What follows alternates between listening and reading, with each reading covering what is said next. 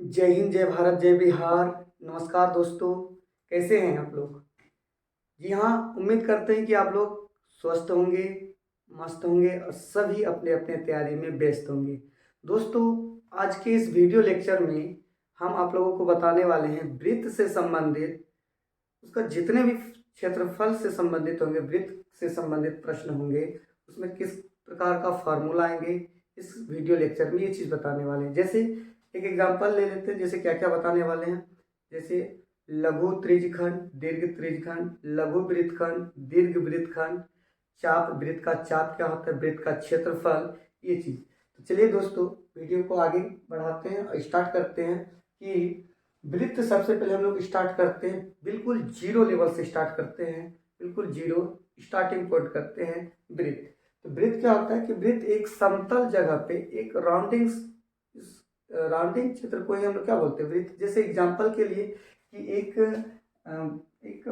बकरी या किसी बैल को यहाँ बांध दीजिए रस्सी में, और ये इसका खूंटा हो गया। और जब ये बैल खेत में जब चढ़ेंगे घास, तो इस टाइप से चढ़ेंगे और ये इस टाइप से चढ़ेंगे। तो यही राउंडिंग, यही सर्कल, यही चीज़ जो घूम गया, तो ये क्या कहलाएगा, वृत्त कहलाएगा। यानी एक समतल जगह पे ऐसे राउंडिंग हो गया तो ये क्या कहलाएगा, वृत्त। ये साधारण सिंपल भाषा में, ठीक है।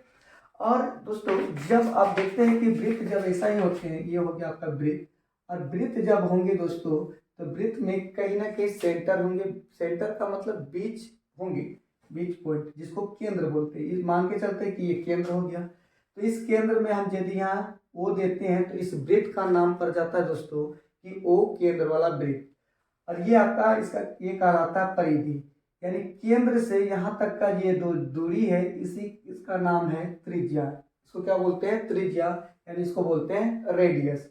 वृत्त को बराबर दो भागों में बांटने वाले, वृत्त को बराबर दो भागों में जो बांटा, ये लाइन जो है, इसी लाइन का नाम है व्यास। तो क्वेश्चन बोलता है दोस्तों कि वृत्त को बराबर दो भागों में बांटने वाली रेखा को क्या बोलते हैं, तो व्यास बोलते हैं। वृत्त का यहाँ केंद्र से इसको लिए तो त्रिज्या, इधर रेडियस, यहाँ से लिए तो ये आपका रेडियस। यहाँ नाम दे दिए ए दिए, यहाँ नाम देते बी। तो यहाँ से हो गया दोस्तों ये रेडियस, फिर यहाँ से ये हो गया रेडियस।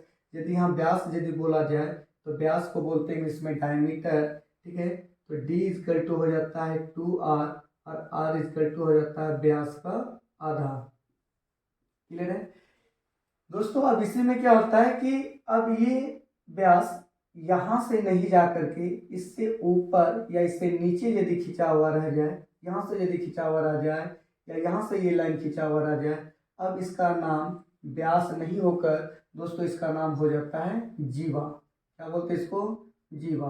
तो दोस्तों यहाँ से आप देख सकते हैं तो इसका नाम हो गया अब जीवा। यही जीवा यहाँ से चले जाए तो इसको बोलते हैं व्यास। तो यहाँ से एक ऑब्जेक्टिव क्वेश्चन और बन जाता है दोस्तों, कि प्रश्न पूछता है कि वृत्त के सबसे बड़ी जीवा को क्या कहते हैं। तो वृत्त के सबसे बड़ी जीवा का मतलब इस लाइन को और ऊपर बढ़ाते जाएंगे तो सबसे बड़ा लाइन कहाँ से खींच सकते हैं, इसके बीचों बीच। तो वृत्त के सबसे बड़ी जीवा को क्या बोलते हैं दोस्तों, तो वृत्त के सबसे बड़ी जीवा को व्यास कहते हैं। ओके। अब यहाँ जब देखिएगा, जब ये जीवा जब खींच लिए तो वृत्त को बराबर तो दो भागों में नहीं बांटा, एक हो गया बड़ा भाग और एक हो गया छोटा भाग। यानी वृत्त को दो खंड में विभाजित किया। जो बड़ा भाग है दोस्तों, जो बड़ा भाग है उसको बोलते हैं दीर्घ वृत्तखंड। जो बड़ा भाग है उसको बोलते हैं दीर्घ वृत्तखंड। और जो छोटा भाग है इसको बोला जाता है, इसको लघु वृत्तखंड। लघु वृत्तखंड, दीर्घ वृत्तखंड, इसका नाम में ही छिपा हुआ, दीर्घ का मतलब बड़ा, वृत्तखंड का मतलब वृत्त का टुकड़ा। यानी ये वृत्त का दो टुकड़ा जो हुआ, ये बड़ा वाला टुकड़ा को दीर्घ वृत्तखंड और छोटा वाला टुकड़ा को लघु वृत्तखंड। उम्मीद है कि यहाँ तक आप समझ गए होंगे। नेक्स्ट चलते हैं, आप त्रिज्यखंड को थोड़ा समझते हैं। तो दोस्तों यहाँ देखिए त्रिज्यखंड क्या होता है, तो सेम हम वृत्त बनाते हैं। अब त्रिज्यखंड में क्या होंगे, तो ये त्रिज्या से ही लिया जाएंगे, इसीलिए इसका नाम है त्रिज्यखंड। ये सेंटर है ओ केंद्र वाला यदि एक वृत्त है, यहाँ से खींचे परिधि तक, तो इसको क्या बोलते हैं, रेडियस यानी त्रिज्या। एक यदि यहाँ से सोचेंगे कि एक कोई रोटी है, रोटी का एक रोटी है पूरा, और रोटी को यदि हम इधर से काटे और इधर से काटे, ये वाला हिस्सा यदि निकाल लेंगे तो यहाँ से देखिए ये, तो एक ये टोटल एक हिस्सा बना और एक ये वाला बना। तो ये त्रिज्या से वृत्त को अब दो भाग में बांटे। इससे पहले यहाँ जीवा से वृत्त को दो भाग में बांटे। जीवा से जब दो भाग में बांटे तो छोटा वाला भाग का नाम लघु वृत्तखंड और बड़ा वाला भाग का नाम दीर्घ वृत्तखंड। उम्मीद है कि समझ गए हैं। नेक्स्ट यहाँ आगे जब बढ़ेंगे तो यहाँ त्रिज्या से जब वृत्त को दो भागों में बांटा तो यहाँ पर भी आप देख सकते हैं कि एक छोटा बन रहा है और एक बड़ा बन रहा है। तो जब त्रिज्या से जब वृत्त को जब दो भागों में बांटेंगे, जो बड़ा वाला जो भाग होंगे, तो बड़ा वाला भाग यहाँ देख सकते हैं कि इधर वाला भाग बड़ा है। जो बड़ा वाला भाग है तो दोस्तों इसका नाम क्या है, बड़ा वाला भाग का नाम है तो दीर्घ त्रिज्यखंड। सेम है, केवल इसको बोलेंगे यहाँ दीर्घ त्रिज्यखंड। क्लियर है दोस्तों, दीर्घ त्रिज्यखंड। और जो छोटा वाला भाग है उसको बोलते हैं लघु त्रिज्यखंड। लघु त्रिज्यखंड।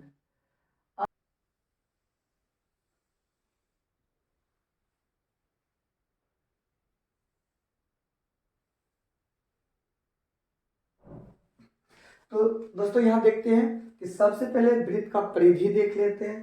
तो वृत्त का परिधि क्या होता है कि यहाँ से कोई चलना स्टार्ट किया, इसे गोल हुआ, तो इसका चल करके यहाँ आ गया। तो यदि पूछा जाए कि वो कितना चला तो हम लोग किस फार्मूला से निकालते हैं, तो इसका परिधि निकालते हैं। तो वृत्त का परिधि हो जाता है, परिधि यहाँ हो जाता है 2πr। ठीक है। जब इसका एरिया पूछा जाए कि ये कितना जगह है, यानी एक रस्सी है, इस रस्सी में कोई मवेशी बंधा हुआ है, तो ये रस्सी का लंबाई यदि दिया हुआ रहे, आपसे बोला जाए कि कितना क्षेत्र में ये घास चढ़ा, ये कैसे निकालिएगा, तो ये क्षेत्रफल में निकालेंगे, एरिया में। तो क्षेत्रफल हो जाता है वृत्त का क्षेत्रफल πr²। यहाँ से दो फॉर्मूला तो आपका पहले से ही क्लियर था। अभी नेक्स्ट अब आगे बढ़ते हैं। तो यहाँ से जब इसको बोलेंगे, जब वृत्त को ये दो खंड में बांटा, इसे एक छोटा और एक बड़ा, तो ये दोस्तों यहाँ से यहाँ तक ये कहलाता है चाप। क्या कहलाता है ये, चाप। ठीक है। तो ये कहलाएगा यहाँ से यहाँ तक चाप। अब ये जो जब दो खंड में बांटेगा तो यहाँ कुछ ना कुछ एंगल बनाएगा, जिसको अभी हम मान लेते हैं थीटा। तो दोस्तों जानते हैं कि वृत्त के केंद्र पर कितना डिग्री का कोण बन रहा है, तो 360 डिग्री, 360 डिग्री। यदि हम इसको थीटा बोले तो आप बोल सकते हैं कि इसको क्या कितना डिग्री हो सकता है, ये कितना डिग्री है। यदि आपको पता है तो वीडियो को रोकिए और ये कमेंट कीजिए कि ये कितना डिग्री है। ओके दोस्तों, उम्मीद है कि आप इसको जानते हैं। ये हो जाएंगे 360 डिग्री माइनस थीटा।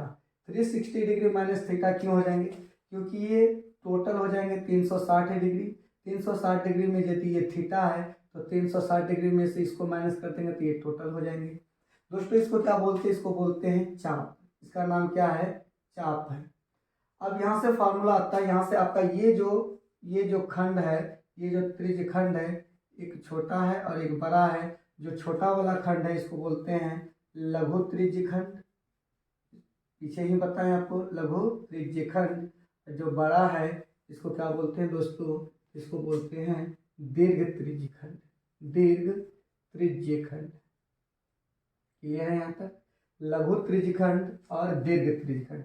यहाँ से दोस्तों यदि आपसे पूछा कि चाप की लंबाई, ये आपका हो जाएगा रेडियस r। आपसे क्वेश्चन पूछ दिया यदि चाप की लंबाई ज्ञात करें, तो वृत्त के चाप की लंबाई होते हैं, चाप की लंबाई दोस्तों theta by 360 into 2πr। Theta by 360 into 2πr। Theta क्या हो जाएंगे, तो यहाँ का एंगल 360 इंटू 2π का वैल्यू 10/7, ये हो गया रेडियस। दोस्तों आपसे क्वेश्चन आ सकता है कि लघु त्रिज्यखंड का क्षेत्रफल। तो लघु त्रिज्यखंड का क्षेत्रफल होता है, लघु त्रिज्यखंड का क्षेत्रफल। तो लघु त्रिज्यखंड का क्षेत्रफल हो जाता है दोस्तों theta by 360 degree into πr²। Clear है। तब आपका यदि लघु यदि मालूम है तो दीर्घ त्रिज्यखंड का क्या हो जाएंगे, तो दीर्घ त्रिज्यखंड का क्षेत्रफल दोस्तों, दीर्घ त्रिज्यखंड का क्षेत्रफल ये हो जाएंगे।